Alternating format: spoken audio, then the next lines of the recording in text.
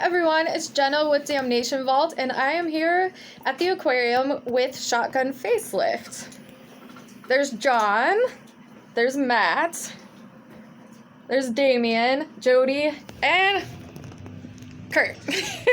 Got it. How are you all doing? Good. Excellent. Good. I just got new leather pants today. I just want to say that. Fuck yeah.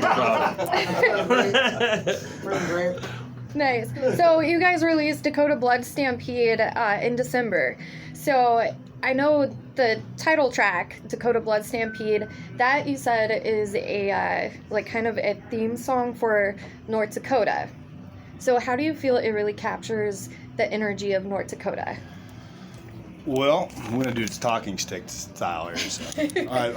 Well, when we did the lyrics for that one, I kind of, when I joined Facelift, I did things a little differently than I normally do them as far as lyrics go, where this is going to sound stupid, but I finally figured out it's a lot easier to get a song right if you wait for the music to be done and then put the lyrics inside of it rather than the other way around. So when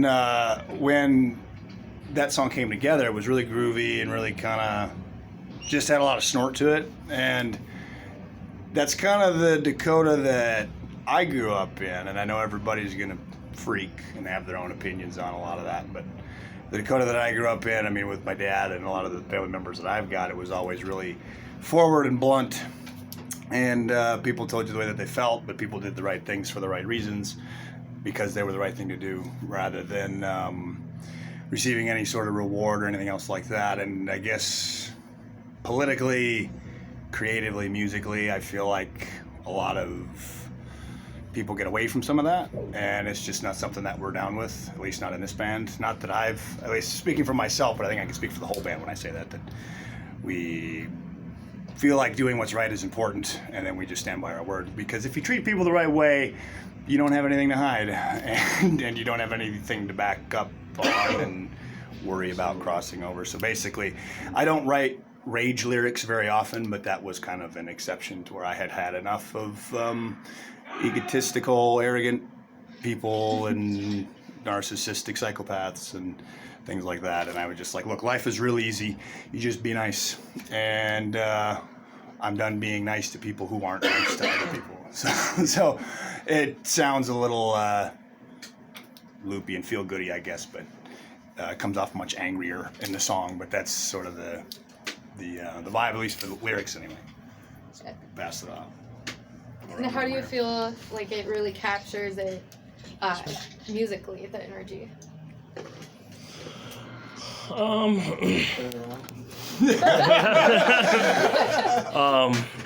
Musically, it's kind of got a different aesthetic to me, at least the way I hear it, because I mean it's got a cool bounce to it. It's got the right blend of bounce and aggression, but it's super catchy. So I mean I think that kind of adds a little bit of a like a sugar aesthetic to the lyricism to it, but it hits you hard when it needs to. At least that's my thoughts on it. Kurt? What's the question? Dakota Blood Stampede. How does Blood Stampede capture the spirit of North Dakota? That's a better way to word it. With my face lick. It opens it kicks ass. Yeah. What is it? Yes, it does that. Yes. It does that. That's the shining moment. I think the song captures the spirit of North Dakota because it just stomps, and because we are a rough, rugged state, and that's what we're representing. That we are no bullshit, we are no nonsense, and we're gonna kick you in your face, but then we're gonna pick you up when you're down also. So And give you a hug. yes, exactly. But still, we're gonna mean business, and that's just the way it is, North Dakota. Yeah. So to me, the song embodies, like, you got your harsh winters. They're brutal. So parts of the song, there are brutal parts of the song, but there's also a niceness to the song. And that would, to me, like, you get through the brutal parts, always have something to look forward to in the end. Kind of like the end of winter in North Dakota. Summertime. The other thing I always thought was really interesting too was like when Pantera did Cowboys from Hell, they, like, everybody at the time was, if you didn't have a fiddle, nobody was interested if you were from Texas. And so Pantera was like, no, we're doing this metal thing, but they didn't fit in Texas, but they still loved Texas. So they made Texas fit them. And so it was this really cool sort of exercise where everybody could grow together, where Texas could embrace Pantera and Pantera could embrace Texas, and everybody just sort of gets on with people that they never would have gotten on with before. And that's one of the things that at least I tried to channel when I put a lot of the lyrics down, especially to something like Blood Stampede. And Pantera is an important part of what we do in this band, I think. There's like, what, 3 of us that got Pantera tattoos. So, so Pantera is pretty important to us. So that's something that I always really think about with Dakota Blood Stampede. So. And I just have to put it out there, Philip H. Anselmo and the Legals, you guys need to come to North Dakota. Yes. Love you, brother. I'm telling you what, we're not 1885. We can drive cars and shit. Yeah. We do drive cars and shit up there. Yo, Phil. Electric just Now, 'cause there I are got paved phone roads. hanging We out. have electricity and the intranet. And running toilets. It's very, Yo, dial up here. Yeah, right. Yo, Phil, man, you gotta bring them illegals up here and show us what the fuck is up with the kid. Phil, nothing but love for you, brother. Bring it up here, brother. Fuck yes, please. Okay, and also on the album, there's a really heavy and deep song called "Suicide Eyes," which the video for it is just, I don't even know how to describe it. It hits hard, and I don't think we really knew how to describe. I mean, in a good way, you know. You know, when you're in the video shoot and the people that are doing the video shoot go, fuck, this is fucking amazing. That you just know you got something, dude. I mean, Yeah, the thing with that video and that song in general is just, it puts you in a place in your mind that you're not comfortable to be in, but it forces you to be in that position. It forces you to confront that. And for us, you know, when we originally wrote that song, we've all had to deal with, like, you know, friends, family members, you know, acquaintances, you know, either taking their life or threatening to do it. And it forces you to look at that aspect of life face to face. It doesn't sugarcoat nothing. Like I said, it makes you uncomfortable, but it forces you in a place that your mind doesn't want to go in. But at the same time, you know, it's therapeutic. It was for us, at least, when we wrote the song. It helped a lot. it was very therapeutic because when I joined this band, there was a period of my life right before I joined this band when I was in that particular situation. And I told John, I said, I want to make a song about depression or something. And he goes, well, the Suicide Eyes. And I went, okay. So that helped me a little bit through what I was going through. So if people listen to it and they really listen to it, it can help other people as well. Definitely. For real. definitely. I think it's aside from the depth that track has, it's probably our most stripped back song, and it's something that shows a dynamic that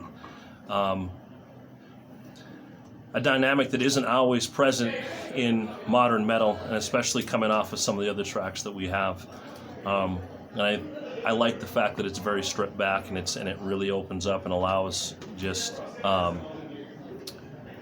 the message to hit home, and it allows just to breathe. And I wasn't sure when we came up with it how it would be received, and it was amazing the first couple times that we played it. Right out of the gate, people were putting their phones up, lit up, lighters, things like that. I mean, I've saw people in the audience with their eyes closed, and they're really digging deep and they're into it. I remember And people just like and that's just amazing because it's just that opening clean part is just a little trick as far as just. I was teaching my son how to play guitar, and I was teaching him just a pattern how to string skip, and it's very simple. And I even thought one day maybe a part of it or a broken piece of it could maybe become something, and that's where it came from as far as the opening clean part. And we had talked about, it's crazy enough. We're not going to think this way, but when we were talking about the song and its conception, I was like, what if we just start it simple and then we do like a Guns N' Roses November Rain kind of thing, and we come out with a lead right out of the gate. And that was kind of the borrowing a song structure within that way. So that's something I thought that was kind of neat that no one else is doing, at least in our area. And you know, I don't hear that much with a lot of other bands now. Right. It's very melodic and just heavy at the same time. It's gripping. It's subdued all the way until the end when it really drives it home. It gets kind of it's a just a maniacal groove at the end that just it's repeating in a nagging kind of way, but there's a purpose behind that, because it's just, even in the video, you know, the character that's portraying that demon in your head, he's persistent in that moment, in that video, and that's kind of the whole point behind it, and that was, you know, the interpretation we're kind of going for with that. But super proud of that song, what it's done for haunts, it gets us. closer and closer too. Yeah. That was one of the, we I talked said about it, that. It puts you in an uncomfortable situation, Yeah, and and- it forces you. Well, I like Kevin too, when we talked to him about that. Like, he was like 2 steps ahead of us as far as like concept. Because the dude with no eyes, that was Kevin. Oh yeah. I mean, yeah, no, straight. It was Kevin. Now that I think about it, it was Kevin. Because like the song starts and he pulls his eyes up, and then it ends where he like closes, like he covers his eyes back up again, and it just like gets closer and closer and closer and closer. And then even as like the song fades out and we're gone, like we walk off the stage or whatever, it's like that guy's still hanging around. So it's like, Still in the back of your mind. yeah, it's like, even though we're done with the catharsis of it, Yeah. the letting go of or whatever, it's like that guy has nothing better to do than to wait and watch you destroy yourself, you know. So it's the lyric line that I always go back to, you know, as far as like the deepest root of that song, you know, is when it says like breaking my skull, or like breaking my skull against the concrete to split my skull wide and release the thoughts within. The fact that like that's what it feels like to me, you know, battling with mental illness and depression and all that kind of stuff too. Because like one of the things with songs about depression, I feel like they can get really I feel like they can get exploitative, and it kind of bothers me. I feel like a lot of bands will sing about it because they feel like people will buy it, and that's just the vibe that I get from a lot of it. And that's not cool to cash in on people's mental illness because you think people can connect with it. It's kind of like writing a love song if you've never been in love. Yeah. That's sort of what it seems like to me. So, like I said, I might be speaking out of school here, but that's just the vibe that I get from some of it. So when we did this, we wanted it to be a true catharsis of like our mental illness and how it affects us. So like that was one of the only songs like I'd like kind of turned in lyrics to the rest of the band, and I just like, I want you guys to be okay with this. Yeah. You know, And with also things with being like phrased this way. close-ups in the video. Yeah. Right. Each person is basically portraying their emotion they feel when they're in those positions. Like when I'm mean mugging through all my close-ups, because when I get back into a position where, you know, I got a lot heavy thoughts in my head, I get angry. I get very I get hostile, and I take it out on people around me, which is the wrong way to do it. Right. That was a kind of a interpretation of how I handle those things. So when everyone's getting a close-up, you know, Matt, he gets very stoic. Kurt, very standoffish. He doesn't talk to nobody. Me, I get angry. So those are perfect emotions that portray, you know, how you feel in that situation. And when I feel cornered in, you know, I battle with anxiety and depression all the time. When I get cornered, I get angry. I lash out. So, like I said, the close-ups in there are interpretations of how we feel in those situations. That was just another part of the video that Kevin wanted to portray. Yeah, but he talked that about was it his too. idea too. Yeah, where he was like, he wanted to do one-on-ones as far as like what it all looks like in your head. Yeah. You know, so as I could talk to him, but it's just like suicide's one thing, but I was like, to be in those situations, I mean, I've been there a few times in my life, and it was always like a gun wasn't enough. Like I was so far down, it was like, it's not enough. I need to bash my head into the concrete until it splits. Yeah. Like that's the only way to get to like a gas in your head, a poisonous gas, to release it. Yeah. You know. Right, it's almost like not taking the easy way of doing that is enough. Like you want to feel the pain as well Right. as physically as mentally too, because like It was that you know self-destruct. you shoot yourself, you take some pills, you fall asleep or whatever instantly, but if you destroy yourself from the inside and the outside, it's almost like you're justifying why you're depressed. You know what I mean? Like if you take a baseball bat and bash your own head in. You know what I mean? I mean, like you are destroying your own self from the outside, you know, as well as it's eating you from the inside. And it's almost like banging your head against the wall because you can't take it anymore. The voices won't shut up. You know what I mean? It's just like, you know, for real. I remember talking to Tyler, our producer, about that when we were cutting vocals for it, and we were walking through some of the lyrics and stuff, and he was like, why does it have to be that intense? I had this moment of desperation. It's like, I don't know. I'm sick. I was like, I'm sick. Like, this is why we write songs like this, because the only time that I'm truly at peace is after a show and I've gotten done screaming for 90 minutes. Right. It's our therapy. It is. And so, being that real, it felt like the right thing to do with a song like that. And Suicide Eyes wasn't even the original title for it. I had a couple of different working titles for it, and I was just describing the moment where, like, you stare at yourself in the mirror, everything's gone, and you're the one to blame for it. And I was like, and the phrase I tossed that over the room was like, well, you get the suicide eyes, you stare at yourself in the mirror. There was a silence, and everyone was like, that's the fucking title. They were like, that's it. And I was like, and I couldn't say shit about it. It was perfect for where we wanted to go and what we wanted to do. And it's not the only song that we have that deals with really extreme emotions and addiction and things like that. We don't. There's a genre of art called like ultra realism, and it's really visceral. And it's very uncomfortable for people, and we sort of live in that realm and that landscape, you know. So we don't worry so much about being brutal with blast beats or whatever. It's the material, the way that it's portrayed, and the way that we execute it, I think, really comes across in terms of like intensity or emotional intensity or brutality or whatever else. So that's more what we focus on is getting the song right for the subject matter rather than a required number of 16th notes or whatever. So, Break Yeah, down actually, that here. one, the only thing I really got to say about it is that one wasn't even going to go on the album when we were recording it. But in 3 weeks' time, we came up with the idea. that was a late edition. Yeah. Yeah, the album. Yeah, because we swapped. I can't remember, but we swapped one. I remember because that was the late edition, and we just like shit that song out. And then it just took on this. It wrote itself, which is the best energy to have. Yeah. You know, it's like when songs are writing themselves. That's the best place to be in. Yeah, and I know you mentioned addiction, and I know you talk about it openly. It's even gotten you banned on Facebook before with your lyrics that you've posted. Like, how has writing these lyrics and stuff helped you like come out of addiction and like even musically speaking and like on those rough days that like even though you're clean and everything, like you just still have that how does it help us? gnawing fucking thing. Yeah. I'll start by saying this. Like, I can toss this around. I'll toss this around the room too, because this is how I know I'm in the right band. Because I can talk about things like this, and I know that everybody else can pick up the ball because they have a lot of trust in me that I'm saying things they also feel.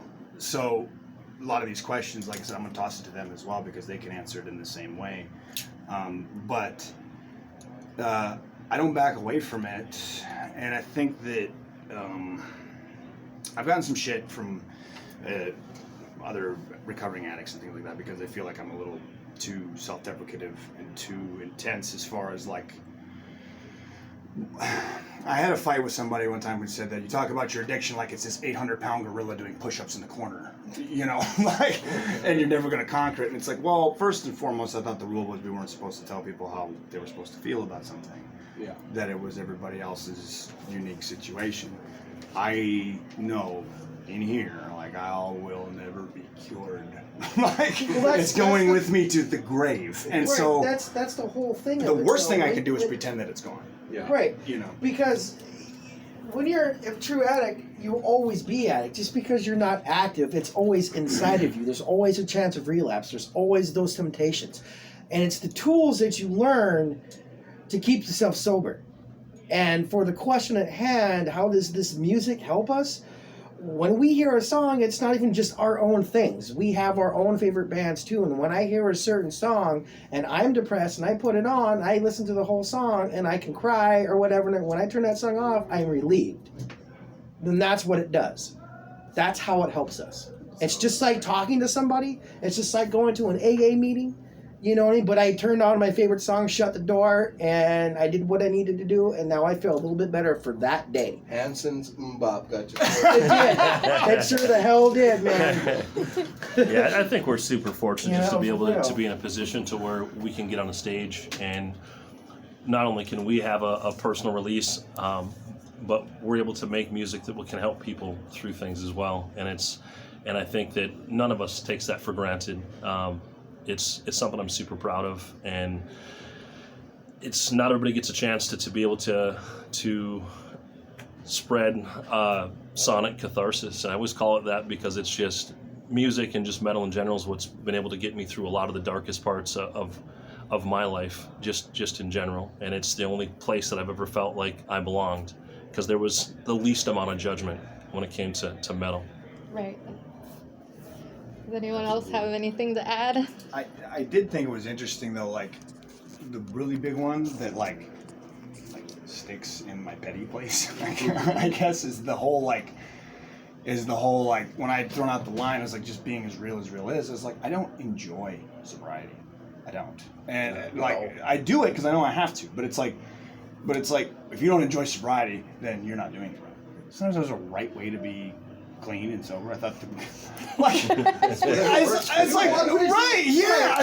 I was like, I'm not the one telling people how they have to walk their journey. You know, I'm not gonna tell Damien how he has to be sober. If I'm there not. was a right and a wrong way to do things, you wouldn't have so many different like nicotine gum, you know, all these different patches. Would be 9 million ways to quit. Everyone's got their own way of dealing with their demons and getting through it, Right, but and getting away from it. And where the social media is concerned, the fact that it was like because their worry was that what I was writing was too intense and it would risk people. It was a serious risk to potential self-harm, is what they had said. That they take it in the wrong light. That addicts That would it read was it and it would advocating shove it. them further down in the hole rather than pull them out. And I was like, I don't know. I guess. And one of the things people don't realize is that Facebook can ban whoever they want for any reason. Yeah, It's right. not. It's not. Isolation is the worst part for that. You don't want to leave people out there not being able to relate to something like that. So That's And pretty that was sad. the big thing. I thought it was so weird. It's like people are responding to it, and no one's forcing them to listen to it. And Right. I'm not advocating that they do these things. I think it's pretty. I use the word "I" in all of those lyrics. I'm talking about myself. Yeah. Nobody else. The only person I'm at serious risk of harming is me. because you know, I like you hate anybody these days, and everyone freaks. And I remember a long time ago, I was like, I can just hate. Yeah, we're in a safety net myself. society, essentially. And Cancel everyone's culture. okay with that. So I took all of the hate and I turned it inward. So it's like, We have to be careful. and it just bugs me because it's like, Cancel culture. yeah. And Well, I we feel have like this is one instance where it's suicide really hotlines gotten that out of go- hand. Because it's like, so now I can't even talk about getting clean. I can't even talk about addiction. I can't talk about Right, shitty days anymore. The Because only comment I can say about somebody that comes up to me and says, you know, if you don't like being sober, then whatever. It's like, look, if I like being sober, I wouldn't be an addict in the first place. right, man, that was You know my what I'm whole saying? point. You know, for real. I mean, you wouldn't have any problems if you like being whatever. So it's like, That was my, I was like, no, I don't enjoy sobriety. That's why I'm sick. right. I was like, that's why I'm here. And that's why I do this. That's why I do these things. Like, if I didn't want to be better, I wouldn't be better. Yeah. I wouldn't Right. be sober. Like, I want to be sober. I just don't enjoy it. Like, give me a choice. Like, no consequences. Right, Be it's- sober it's or about fucked being- up. it's about I'll get being fucked up every single responsible. time. It's Right. about being Right. responsible and knowing, look, if I'm a complete drug addict, whatever, then the Don't possibilities of me living on the streets than living in a house paying rent is kind of you know what I'm Right. saying? So if you like living in a house, maybe you can't do drugs. Right, You know, yeah, that's just exactly. the way it is. And I can't get a job if I'm high all the time, you know, so there you go. There's how the circle works. And You so know? it's talking about, you get into some, you start, I mean, I can understand why I got reactions out of people because you're starting to pull at some really deep strings because it's like, well, this person, what they struggled with, it's like, well, you saying that I wasn't ever truly addicted? Is that what you said? No. I did. If I was talking about you, I would have said you in these lyrics. Right. I said I, me, mine, you know. So it was certainly an interesting fight. So it's like we're the only band that I can think of that doesn't get banned for I won't toss them out. I suppose. just so that you won't have to bleep them. But we don't say the C word. You know, we're not cussing all over the lyrics. I mean, there's cuss words, but it's not like Rampant. It's not right. And over. like where death metal will run into where they'll talk about like NC-17 lyrics or like overly pornographic or things like that. There's none of that in any of the lyrics. It's the fact that it's reaching people on such a visceral level. It's just talking about That people are like, it's just hold on a talking second. It's really getting real. Yeah, it's almost like it's too real for them. Yeah. Well, yeah, it's talking about everyday stuff, everyday problems that everybody deals with, and some people just can't handle that. Yeah. You know, they don't like to be reminded that the world is not perfect. Yeah. You know what I mean? And And, you know, and rainbows. right, exactly. Yeah, And the you got to world's deal ugly. with certain things, you know, and it's all how you deal with it. I mean, it's almost making a culture like to almost look the other way and not face their problems head on. And we don't believe in that in this band. Any issues that come up, we face them head on. But with the way that they're banning stuff on the internet, shadow banning people for their lyrics, music, and all that, I don't agree with it at all because it's like I said, it's not forcing these people to face their problems. They're able to like, oh well, I'll just forget about it; it'll go away. That's not the way the world works, Right. man. Yeah. You know, you Yeah. gotta face this stuff, or otherwise you Yeah. get a mountain of shit, and then eventually that mountain's gonna come down Don't on dry you. it out, it'll rot. Right. Right. It's all about making people aware, but not forcing yourself on people. That's Exactly. where you have to have the balance. Putting them in a situation and Right, let 'em make think about it, uncomfortable. yeah. Make them face it. Yep. Well, it's the old quote I go back to all the time. It's like artists are supposed to comfort the disturbed and disturb the comfortable. Right. So it's like if we were writing lyrics or riffs or songs as a whole that were totally able to be cast off or put aside, I would feel like we need to try a little harder. Yeah. Because if our point is to reach people and connect with them, number one way to know if you're connecting with somebody is to get hated.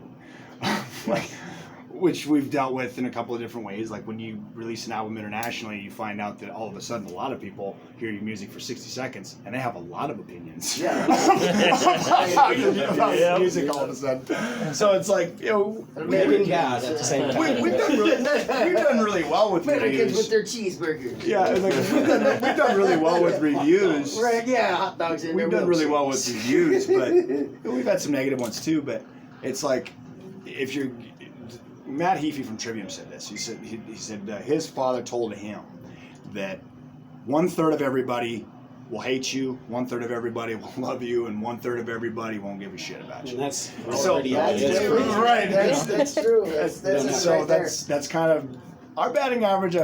I might be a little arrogant saying this. I feel like our batting average is a little better than 1/3. I feel like but that's just me being a little biased. Just a little. Just a little bit. I feel like we're pulling a little more to third. But that's my take on it. It's like if we're doing stuff where it's like we're not worrying about censorship because of extremism, or at least not like material gore extremism. At least not blood, Right. gore, Right. pornography, or whatever. in our Being lyrics. outrageously We're ridiculous. right, being outrageously ridiculous or ludicrous, whatever Right, yeah. we're And- talking about. It's the fact that it's reaching people on such a level they feel that it might be dangerous. Right. Yeah, but at the same time, like addiction is such an horrible problem in this world.